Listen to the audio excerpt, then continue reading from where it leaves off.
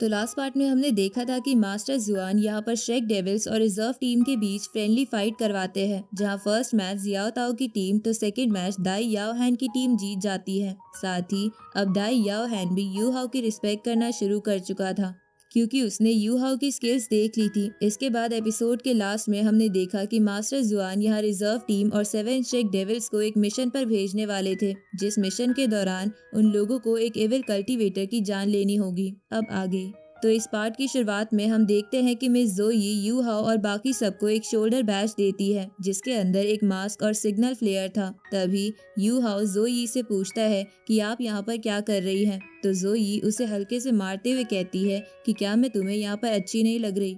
इसके बाद वो बाकी सभी लोगों को बताती है कि मैं क्लास 1 की इंचार्ज हूँ, लेकिन शायद तुम सबको ये नहीं पता कि मैं 7 श्रेक डेविल इंस्पेक्शन टीम की भी लीडर हूँ। ये सुनकर जियाओ ताओ कहती है कि बेशक आपकी कल्टीवेशन ज्यादा है, पर अब आप बुढ़ी हो चुकी हो। मुझे लगता है कि इस टीम को मुझे या किसी जवान को लीड करना चाहिए। तभी इधर दाई याओ हैन इन्हें अपने फ्लाइंग सोल गाइडेंस वेपन के बारे में बताता है कि इसको यूज करके वो बड़ी ही आसानी से फ्लाई कर सकते हैं। साथ ही वो उन सब के लिए भी ये लेकर आया था, जो देखकर वो सब खुश होते हुए कहते हैं कि दाई याओ हैन के लिए सोल गाइडेंस वेपन लाना कोई बड़ी बात नहीं, आखिर है तो वो जिंगलुओ एम्पायर के मार्शल का बेटा ही ना। तभी दाई याओ हैन यू हाओ के पास आकर उसे भी इस वेपन को ट्राई करने को कहता है। ये सब पीछे खड़ा काइतो भी सुन रहा था। तभी वो कहता है कि बेशक ये सोल गाइडेंस वेपन वाकई में कमाल के हैं, पर अभी भी मैं अपने ही सोल गाइडेंस वेपन को यूज करना ज्यादा बेहतर समझूंगा। अब ये कहने के बाद काइतो ने अपना फ्लाइंग सोल गाइडेंस वेपन पहन लिया था, जो कि बहुत ही कमाल का था, और इसे यूज करके काइतो किसी को भी पीछे छोड़ सकता था। इसके बाद वो सभी अपने मिशन पर जाने के लिए निकल जाते हैं। तभी जियाओ ताओ इन्हें मिशन की इन्फॉर्मेशन देते हुए कहती है कि हमारा टारगेट है एक एविल कल्टीवेटर, जो खुद को एंजल ऑफ डेथ कहता है, और वो हमें माउंटेन ऑफ डेथ पर मिलेगा, जो कि जिंगलुओ और सुनलुओ एम्पायर के बॉर्डर पर मौजूद है। इधर यू हाओ यहाँ पर जियाओ ताओ की ये सारी बातें सुनकर उससे पूछता है कि आखिर इस एंजल ऑफ डेथ ने किया क्या है, जिस पर जियाओ ताओ बताती है कि इस एविल कल्टीवेटर ने एक लुटेरों की टीम बना ली है, जिसकी मदद से वो रास्ते में गुजरने वाले सारे काफिलों को लूट लेते हैं और उन्हें जलाकर राख कर देते हैं। अब कुछ देर बाद ये लोग आराम करने के लिए एक जगह पर रुक जाते हैं, जहाँ जियाओ जियाओ पूछती है कि उस कल्टीवेटर को एविल कल्टीवेटर क्यों कहा जाता है, जिस पर जियाओ ताओ कहती है कि कुछ सोल मास्टर होते हैं जिनके पास एक स्पेशल तरह की एविल मार्शल सोल होती है। अब आगे बढ़ते हुए जियाओ ताओ बाकी सबको बताती है कि एविल सोल होने के साथ साथ ऐसे कल्टीवेटर गलत तरीके से कल्टीवेशन भी करते हैं, जैसे कि मासूम लोगों की जान लेकर उनकी सोल का इस्तेमाल करके खुद को ताकतवर करना। साथ ही दाई याओ हैन भी आगे इन्फॉर्मेशन शेयर करते हुए बताता है कि आज से 600 साल पहले कल्टीवेटर पैदा हुआ था, जो कि 20 साल में ही ग्रैंड सोल लैंड मास्टर जितना ताकतवर हो गया, जिसने ताकत के नशे में हजारों लोगों की जान ले ली।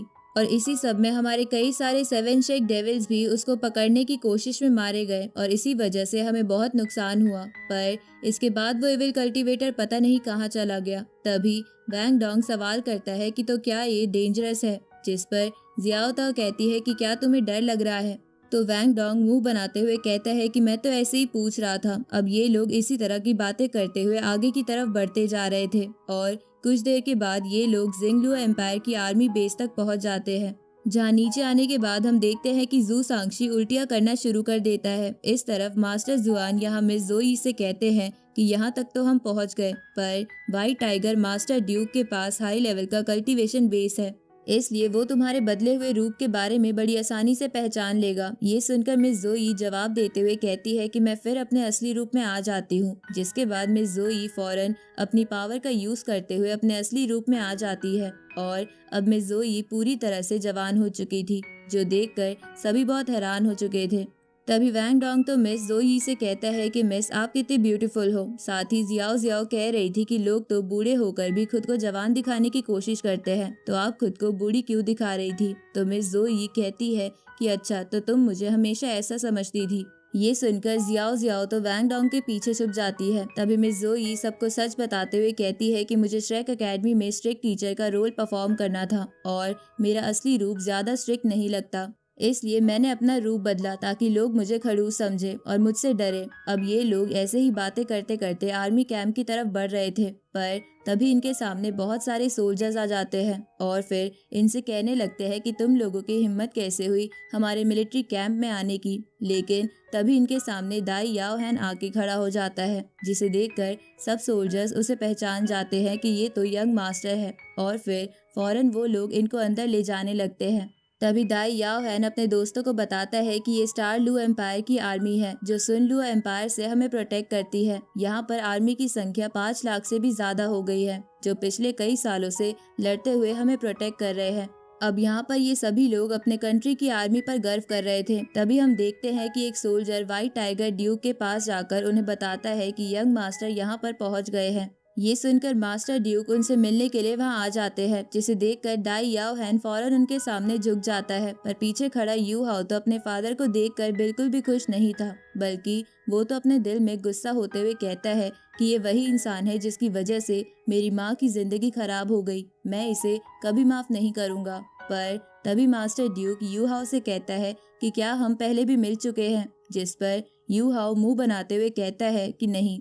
इसके बाद दाई याओ हैन अपने फादर को अपने टीचर और सभी फ्रेंड से मिलवाता है, तो मास्टर ड्यूक उन सबको वेलकम करता है, जिस पर मिस जोई उनसे कहती है कि असल में हम यहाँ पर एंजल ऑफ डेथ को पकड़ने आए हैं, तो अगर आपके लोग हमें उसके बारे में कोई इन्फॉर्मेशन दे दे तो हमारी काफी मदद हो जाएगी। जो जानकर मास्टर ड्यूक कहते हैं कि वो एंजल ऑफ डेथ तो काफी खतरनाक है और उसकी वजह से मेरी आर्मी को बहुत नुकसान झेलना पड़ा है, पर मैंने पहले से ही वहाँ पर अपने कुछ सोल्जर्स भिजवा दिए हैं, तो हमें जैसे ही इसके बारे में कोई इन्फॉर्मेशन मिलेगी मैं आपको बता दूंगा। तब तक आप लोग यहाँ पर रुक कर आराम कर लो।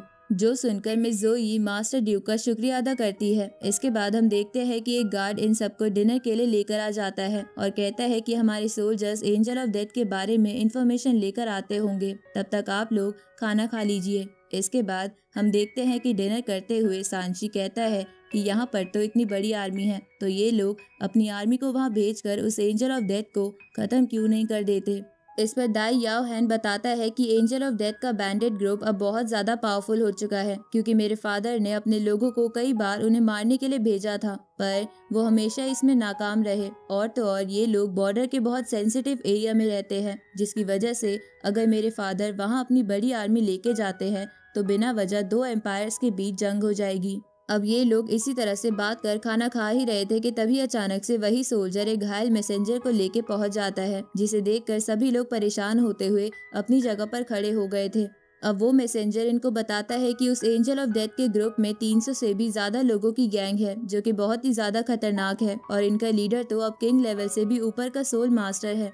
इसके बाद वो बताता है कि इससे ज्यादा मैं वहाँ से इन्फॉर्मेशन नहीं ला सका और सिर्फ मैं ही वहाँ से बचकर वापस आ सका। जिसके बाद वो मिस जोई को एक मैप देता है। इस मैप पर उन लोगों की केव की लोकेशन मार्क थी। इसके बाद मिस जोई इन लोगों से मिशन पर आगे निकलने के लिए कहती है, तो सांची मिस जोई से कहता है कि क्या हम मास्टर जुआन का वेट नहीं करेंगे, तो मिस जोई कहती है कि नहीं, मास्टर जुआन के अपने कुछ प्लान्स हैं। अब मिस जोई अपनी टीम को लेकर उसी केव की तरफ रवाना हो जाती है, जहाँ पर मैप को फॉलो करते हुए वो लोग ब्लू माउंटेन फॉरेस्ट तक पहुँच गए थे, इसलिए वो सब इधर उधर क्लू ढूंढने लगते हैं। तभी अचानक यू हाओ को एक टूटा हुआ पेड़ दिखाई देता है, जिसे कोल्ड एनर्जी का इस्तेमाल करके तोड़ा गया था, जो देखकर मिस जोई समझ गई थी कि वो इविल कल्टीवेटर जो भी हो उसके पास कोल्ड एसेंस की एनर्जी होगी। साथ ही वो यहाँ पर मौजूद स्पेशल विनलैंड ट्रीज को निशाना बना रहा है, ताकि वो उनसे उगने वाले ट्रेजर का इस्तेमाल करके अपनी कल्टीवेशन को स्पीड अप कर पाए। इसके बाद वो यू हाउ से कहती है